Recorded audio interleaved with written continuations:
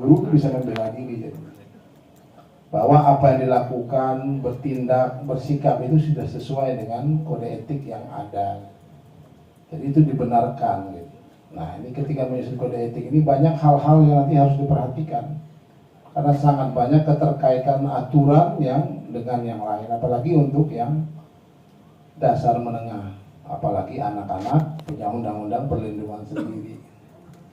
Yang memberikan keistimewaan kepada anak tadi, butuh perlindungan, butuh baik dan sebagainya. Di satu sisi harus mendidik dengan ketegasan, dengan perlu tindakan-tindakan tertentu supaya bisa menyampaikan pendidikan tadi.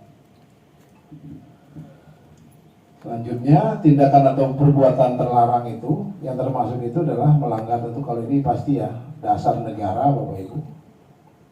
Lalu ada tindakan-tindakan lain untuk organisasi yang juga diatur dalam ketentuan peraturan perundang-undangan. Dan yang ketiga ini, ya ini yang juga harus diperhatikan gitu. Apalagi sekarang sedang persiapan untuk pilkada.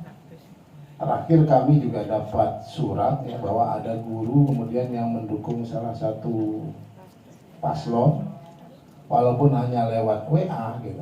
Ada yang melaporkan dan itu sebenarnya secara ketentuan undang-undang pemilu malah akan membahayakan guru tersebut. Jadi ikut politik praktis ini sebenarnya tidak dibolehkan. Jadi walaupun mungkin hanya mengajak temannya, ya kita pilih yang nomor segini saja karena nomor yang itu nggak cocok kan gitu. Buat orang mungkin ini hanya bercandaan atau sebagainya, tapi buat penyelenggara pemilu itu adalah bentuk dukungan resmi, jadi harus dijaga itu. Nah dari kode etik ini nanti harus dimunculkan ke bagian-bagian mana yang dibolehkan dan tidak dibolehkan. Lalu ada lagi yang dilarang itu adalah aktivitas di luar fungsi dan kewenangannya dalam melaksanakan tugas keprofesionalan.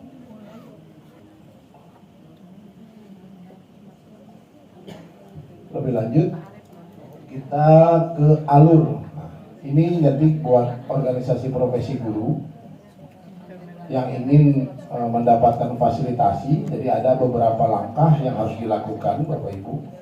Silakan nanti disampaikan ke organisasi profesinya, yaitu pertama harus memenuhi persyaratan tadi sebagaimana diatur dalam permen tadi yang sudah kita sampaikan di awal, lalu mengajukan permohonan kepada menteri, dalam hal ini biasanya melalui Dirjen GTK.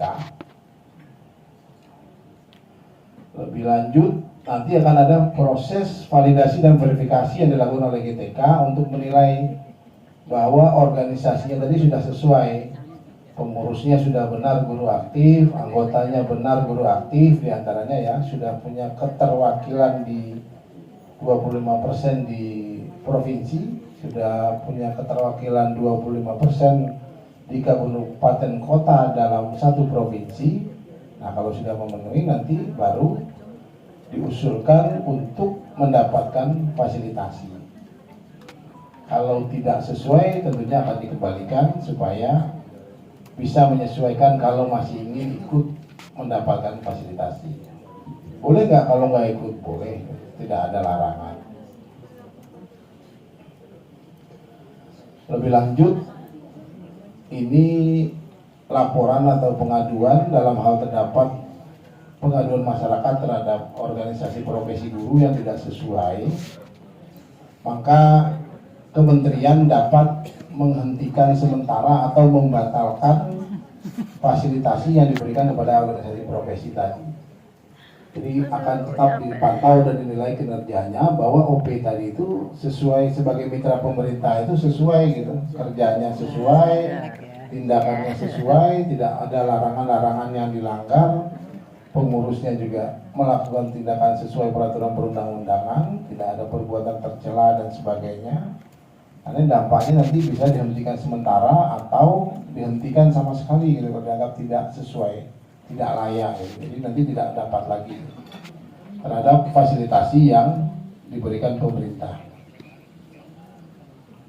Jadi kalau ada yang melakukan hal seperti itu, silakan dilaporkan nanti kepada kementerian kalau ada gitu, misalkan pengurusnya atau ada anggotanya yang sudah tidak sesuai gitu, pengurusnya apakah melakukan perbuatan-perbuatan yang melanggar hukum dan sebagainya, lalu nanti kementerian akan mengevaluasi gitu, memantau dan mengevaluasi. Kalau tidak sesuai pasti akan diputuskan untuk pembatalan, atau dianggap kurang sesuai nanti diberi peringatan supaya disesuaikan, ini dihentikan sementara, baru nanti dihentikan total.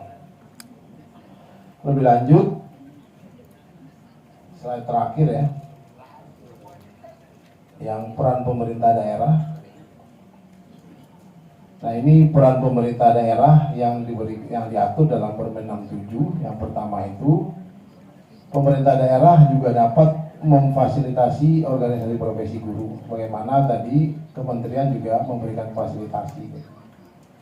Lalu pemerintah daerah menetapkan persyaratan organisasi profesi guru yang diberikan fasilitasi. Bentuk fasilitasinya semua diserahkan ke pemerintah daerah. Jadi kalau dalam hal pemerintah daerah ingin membantu nanti, oh iya ini OP-nya bagus, karena berperan dalam mengembangkan guru sehingga guru di daerah tersebut bagus, pemerintahnya ingin bantu, dia boleh ngatur sendiri gitu. Bentuknya apa, syaratnya apa, mereka boleh ngatur sendiri. Kalaupun mereka ingin berkoordinasi dengan kementerian, itu sangat bagus sekali. Jadi pola pemberian bantuan tadi betul-betul tepat sasaran, nanti lebih bisa serasi ya, selaras dengan kebijakan nasional untuk pengembangan guru tentunya.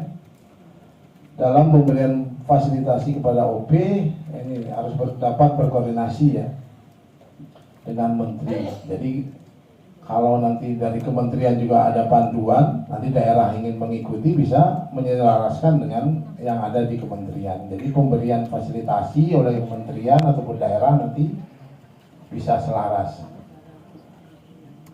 Baik, mungkin itu Bapak Ibu terkait dengan Permen 67 yang sudah diterbitkan di akhir-akhir Kementerian Dikbud-Ristek gitu ya, yang sekarang sudah resmi menjadi Kementerian Pendidikan Dasar dan Menengah. Semoga apa yang saya sampaikan bisa memberikan manfaat. Saya kembalikan kepada moderator.